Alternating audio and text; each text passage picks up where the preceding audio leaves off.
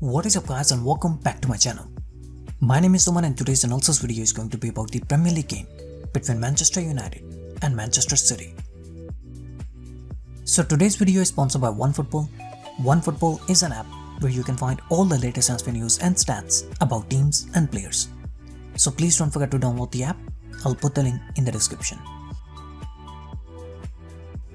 So Manchester United lined up in a 4-3-1-2 formation, which mostly changed to 4-4-2 without possession, while Manchester City on the other hand lined up in a 4-2-3-1 formation, but their formation on the ground was mostly 4-2-4, with Bruyne joining the front line and playing alongside Gabriel Jesus.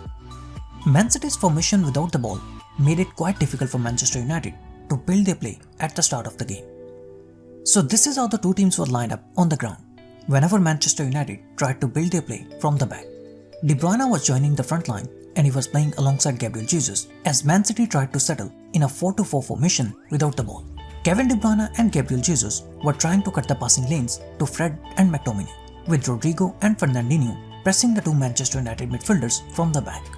Raheem Sterling and Riyad Mahrez were pressing the two Manchester United fullbacks and Pogba was covered by Walker. So this way the centre-backs were given time and space on the ball, but they could not do much with that freedom as the forward passing options were blocked. Here we can see Kevin De Bruyne joining the front line, as Jesus and De Bruyne tried to cut the passing lanes to Fred and McTominay, with Sterling ready to press the next passing option. Wan-Bissaka tries to find Bruno Fernandes, but the pass was intercepted by Rodrigo, and Man City win possession in Manchester United's defensive third. And Manchester City had a great 2v1 position against Lindelof, and Sterling should have scored the goal. Again, no pressure on the centre-backs as Man City tried to cover Fred and McTominay. The forward passing options were blocked, so Lindelof plays a long pass and United again lose possession. Since Fernandinho and Rodrigo were pressing Fred and McTominay, so Pogba had the chance to drop deep and create a 3v2 position in the middle of the ground. So Pogba often started dropping deep, and Kyle Walker was given the job of covering Pogba whenever he tried to create an overload against Rodrigo and Fernandinho. This way Pogba was able to force Kyle Walker out of his position to open the space in the wide area for Marcus Rashford, who often tried to make runs in the wide areas to catch Man City. Rodrigo and Fernandinho were moving up to press Fred and McTominay, so Pogba often tried to drop deep in the space behind the two Man City midfielders, and Kyle Walker was the one responsible for covering Pogba in between the lines. Pogba again drops in between the lines and he has caught the attention of Kyle Walker, who steps out to cover Pogba, and that has opened the space in the wide area for Marcus Rashford to make the run. Kyle Walker is caught out of his position as he was forced to step out by Paul Pogba, and Rashford is now ready to attack the wide area. Bruno Fernandes was another player who greatly helped Manchester United to break the pressing of Manchester City and help his team during the build-up phase.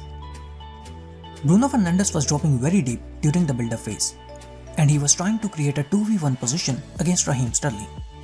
This way Bruno Fernandes was able to free Wan-Bissaka from the marking of Sterling, and Manchester United were able to break Manchester City's high press. Bruno Fernandes is dropping deep and he gets the attention of Raheem Sterling, which helps Manchester United to free Wan-Bissaka. Raheem Sterling is now focused on Bruno Fernandes, and Wan-Bissaka is totally free from the marking to exploit the space behind Raheem Sterling. Manchester United on the other hand mostly had a 4-4-2 formation without the ball, with the focus of creating a strong central overload. Manchester United are trying to create a strong central overload, they are cutting the central passing lanes, and they are forcing Manchester City to the wide areas. We saw in the game against Leipzig how the Manchester United fullbacks were left isolated and how they were not getting any defensive help from their wingers. This is from the game against Leipzig, and we can see how big the distance between the front and the defensive line was. And this is why the Manchester United fullbacks were getting isolated in a 1v2 position against Leipzig. And we saw a repetition of the same mistake in this game as well. Gabriel Jesus is trying to force Wan-Bissaka to move narrow, and Mason Greenwood, just like the last game, is failing to track the run of Cancelo. And now Man City are easily able to create a 2v1 position on the wide area, as Kyle Walker switches the play to find Raheem Sterling in the open space. Again, no signs of Mason Greenwood, as Raheem Sterling and Cancelo once again tried to isolate Wan-Bissaka in a 2v1 position. As we saw at the start of the video, Kevin De Bruyne was playing almost like a secondary striker in this game, as he was often joining the front line. From that forward position, De Bruyne was often dropping in between the lines to force the centre-backs out of their positions to open the space for the runs of Gabriel Jesus and Raheem Sterling.